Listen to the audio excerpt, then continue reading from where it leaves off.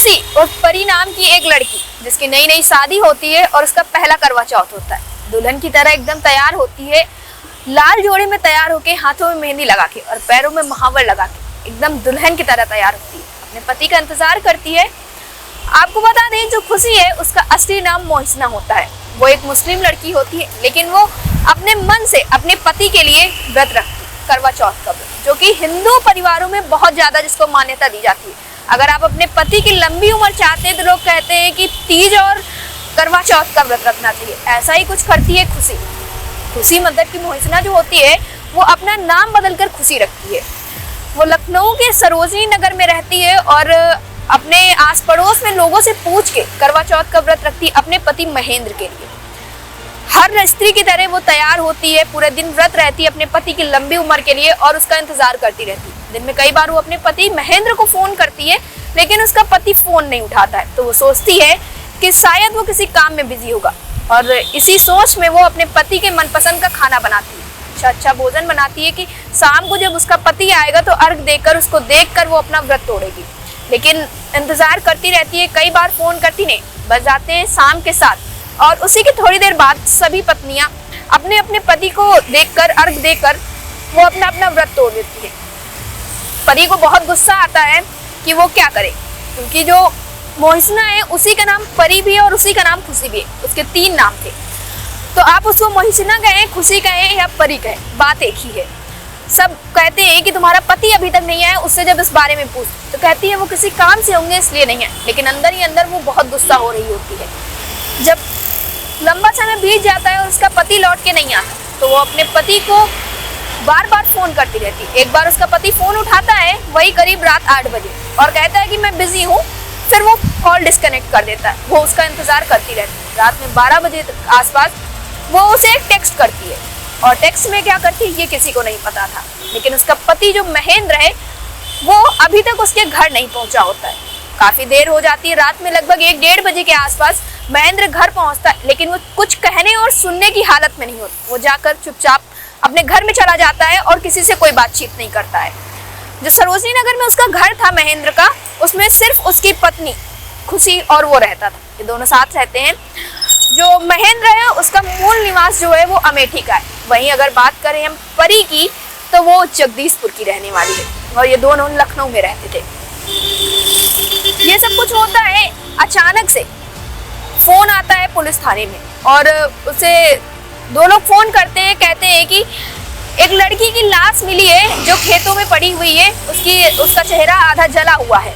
Police वाले आनन फानन में पहुंचते हैं वहां पे और देखते हैं कि क्या हुआ है। तब वहां मिलता है कि जिस नाली से खेतों में सिंचाई की जाती है उस नाली में एक लड़की आधी जली हुई पड़ी है। पुलिस काफी छानबीन करती है, लेकिन उस लड़की के बारे में कुछ नहीं पता चलता है। पुलिस वाले इसकी ज्यादा जानकारी के लिए सभी थानों में इसका फोटो वायरल करते हैं, समाचार पत्रों में निकलवाते हैं कि अगर इस लड़की को कोई पहचान कर सकता है तो आए। कुछ दिनों बाद 2 आदमी आते हैं पुलिस थाने में। एक का नाम होता है मुश्ताक और दूसरे का नाम होता है अरमान।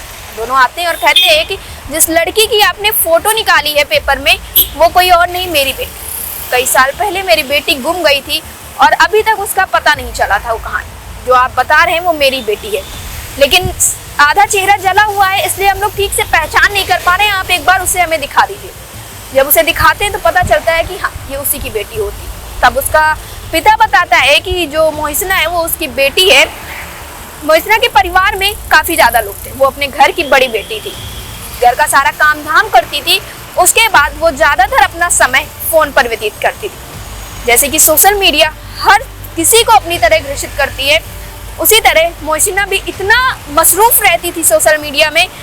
उसका फेवरेट काम बन गया था फेसबुक और व्हाट्सएप पे नए नए दोस्तों को बनाना, उनसे घंटों बातचीत करना। वो अपना घर का काम खत्म करती थी, उसके बाद रातों रात अनजान लोगों से बातचीत करती थी, दोस्ती करती थी। तो ये सब बहुत पसंद था।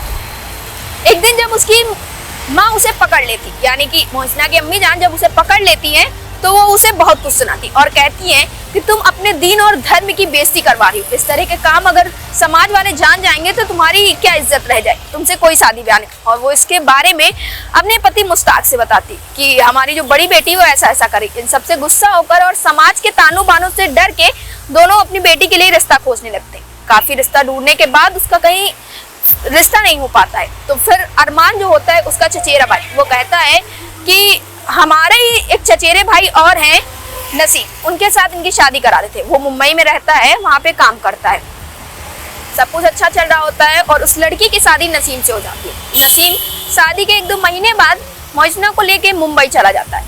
8 साल तक सब कुछ बहुत अच्छा चलता है, जैसे कि हर एक नई शादी में चलता रहता है। दोनों बहुत खुशी खुशी अपना जीवन बिताते हैं। लेकिन इस बीच मोहसिना को काफ़ी ज़्यादा समय मिल जाता है चीज़ों को देखने के लिए। उधर वो उसका पति काम पे जाता है और इधर ये दिन भर व्हाट्सएप और फेसबुक इंस्टाग्राम पे लगी रहती है। इसी बीच उनके 3 बच्चे भी हो जाते हैं। बच्चों को स्कूल छोड़ना और उनका देख रेख करना, पति दिन भर बाहर रहता है। उसके बाद जो समय मिलता था वो उसे व्हाट्सएप, फेसबुक और इंस्टाग्राम पे बिताती थी। अचानक एक दिन ऐसा होता है कि नसीम के घर से फोन जाता है कि उसके घर पे किसी की शादी है, तो वो सब लोग घर आ जाए। खुशी का माहौल था, शादी में सब लोग आते हैं और सब लोग बहुत एंजॉय करते हैं। लेकिन थोड़े ही दिन बाद नसीम जब मुंबई चला जाता है तो अपनी पत्नी से कहता है कि शादी के बाद तुम ज़्यादा दिन ससुराल में नहीं रही हो और लंबे समय से तुम अपने मायके भी नहीं आई हो, तो ऐसा करो कि तुम यहीं रुक जाओ 1-2 महीने के लिए और यहीं सबके साथ रहो। सब सोचते हैं ठीक है, चलो अच्छी बात है, वहीं रहते हैं। दोनों राजी खुशी नसीम मुंबई चला जाता है और यहाँ पे मोहसिना काफ़ी ज़्यादा इंजॉयमेंट करती है, लोगों से मिलती जुलती है। मुंबई से आई हुई थी, लोग बहुत उसकी इज्जत करते हैं, बहुत प्यार से रखते हैं। लेकिन इस बीच क्या होता है कि जो मोहसिना होती है उसकी दोस्ती एक लड़के से होती है जिसका नाम महेंद्र होता है।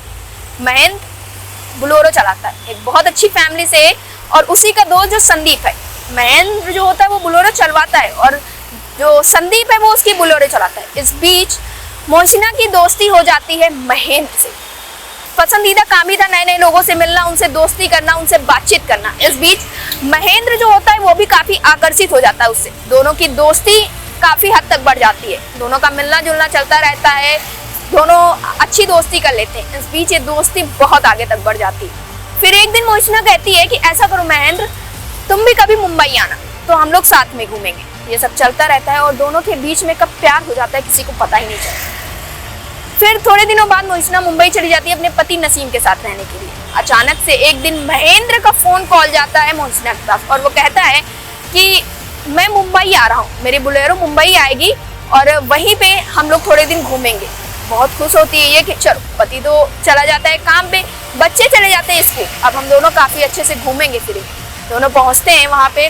जब महेंद्र अपनी गाड़ी लेके मुंबई पहुँचता है तो दोनों जुहू चौपाटी घूमते हैं, आसपास का इलाका घूमते हैं, फिल्म सिटी जाते हैं, बहुत इंजॉय करते हैं दोनों। फिर महेंद्र वहाँ से चला आता है। इसी तरह धीरे धीरे चीज़ें होती रहती हैं। महेंद्र की फ़ोन कॉल के जरिए उससे रोज़ाना बात होती है और मोहसिना भी काफ़ी खुश रहती है। फिर एक दिन नसीम किसी काम से कहीं चला जाता है और इसी बीच मोहसिना महेंद्र के साथ भाग आती है। वो आ जाती है लखनऊ।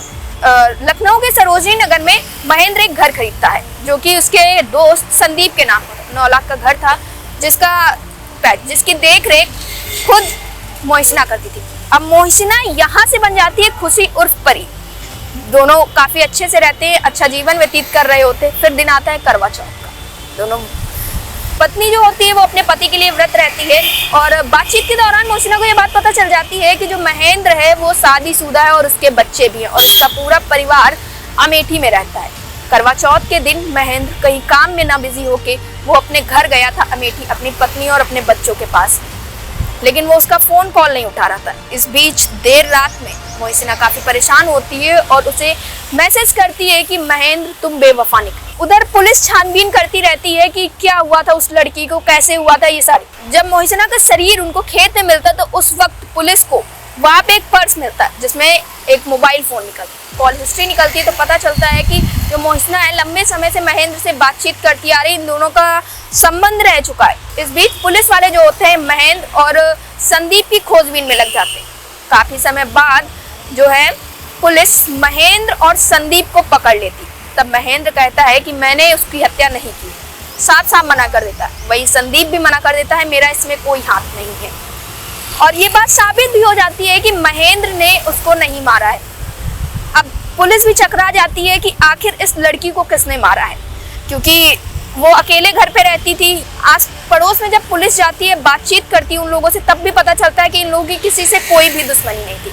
उधर परिवार वाले काफ़ी परेशान होते हैं। तब बताते हैं कि महेंद्र बताता है कि मेरा इससे कोई ऐसा संबंध ही नहीं था, बस मैंने उसको अपनी पत्नी के रूप में रखा था, हम लोगों ने कोई शादी वादी करी भी नहीं, बस वो मेरे साथ रहना चाहती थी, वो अपने पति नसीम के साथ खुश नहीं थी। लेकिन खुश ना होने के कारण किसी को नहीं पता था। पुलिस भारी जांच पड़ताल करती है, चीज़ों को समझने की कोशिश करती है और ये भी साबित हो जाता है कि महेंद्र और संदीप का इस हत्या में कोई भी हाथ नहीं था।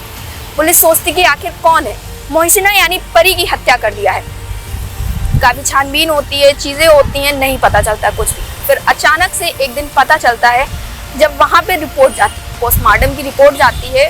फिर उसे महेंद्र बताता है कि जब मैं करवा चौथ के दिन देर रात 12 बजे के बाद घर पहुँचा, उसके थोड़ी देर पहले जो है परी ने मुझे मैसेज किया था कि महेंद्र तुम बेवफा निकले, मैंने तुम्हारे लिए समाज को, घर को, बच्चे को, पति को छोड़ दिया, लेकिन तुम मेरे लिए कुछ नहीं किए। तुम्हारे लिए सिर्फ औरत का जिस्म जरूरी था, जो तुम्हें मिल गया उसके बाद तुम मुझे अब बिल्कुल नहीं चाहते हो। तुम्हारी मोहब्बत न जाने कहाँ खत्म हो गई है, तुम्हारी मोहब्बत न जाने कहाँ पे चली गई है।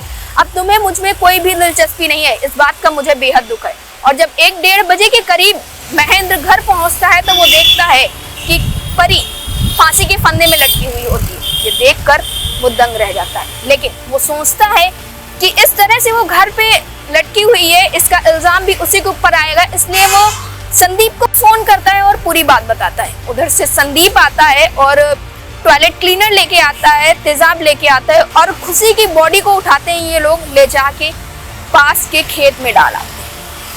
अब बात जब यहाँ तक पहुँच जाती है तो लोग बताते हैं कि हम लोगों ने उसका चेहरा जला दिया था ताकि उसकी पहचान ना हो पाए। इस वारदात के बाद से पुलिस उन दोनों को गिरफ्तार कर लेती है, जांच पड़ताल करवाती है और उधर उनकी बुलेरो को भी जब्त कर लेती है, जिससे वो डेड बॉडी लेके खेत तक पहुंचाए थे। इस तरह से मोहसिना प्यार में धोखा खाने के कारण खुद को मार देती है। इस तरह से मोहसिना प्यार में पागल होकर खुद को मार देती है। उसे इतना दुख होता है कि जिस इंसान के लिए उसने सब कुछ छोड़ा वो आज उसे छोड़ रहा है, वो अपना घर परिवार चला रहा है, जबकि मैं अपना सब कुछ छोड़ के चली आई हूँ। इस तरह से एक लड़की जिसका जीवन बहुत अच्छा चल रहा होता है, सोशल मीडिया के झांसे में आके और एक दूसरे इंसान के प्यार में आके अपनी जान से हाथ धो बैठती है और उसकी मौत हो जाती है। उसके बाद पोस्टमार्टम में तो ये निकल ही आता है कि जो मोहसिना की मृत्यु हुई है वो किसी ने इसका मर्डर नहीं किया, बल्कि उसने खुद से आत्महत्या की है। फांसी लगाने की वजह से उसकी मौत हो गई, क्योंकि उसके गले पे निशान भी थे। ये साबित हो जाता है कि इन सब में महेंद्र और संदीप का कोई कसूर नहीं। कसूर बस इतना था कि उन दोनों ने जब उसे मृत देखा तो वो दोनों उसे लाके खेत में फेंक दिए और उसका चेहरा जला दिया। इस वजह से उन दोनों को गिरफ्तार कर लेते हैं और उसकी बुलेरो भी जब्त कर लेते हैं। और फिर पता चलता है कि जो मोहसिना थी वही खुशी थी और वही परी थी, बस वो अपना अलग अलग नाम कर रही थी, सोशल मीडिया के झांसे में आके लोगों को फंसाती थी।